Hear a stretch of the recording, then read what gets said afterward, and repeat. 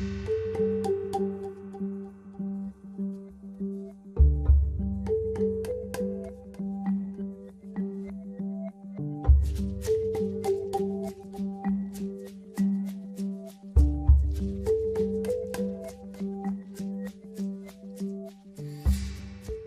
stimulation used in this study used a very high frequency waveform, and that let us pass about 5 times more current through the skin to activate the spinal cord.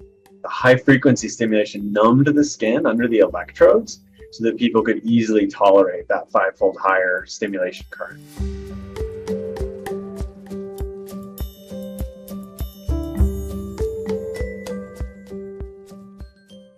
Being able to do that, being able to give her the birthday party she wanted, it's always nice for parents to get to satisfy kids' needs. And I've been living on my own, like with my kids and stuff, for quite a few years. So being able to help them and support them and do things like that, like provide that for myself, is a really huge accomplishment. We used a battery of strength tests, so pinching an object between the fingertips, grasping an object, testing the muscles, 10 muscles in each arm, and grading those as they do in the clinical settings.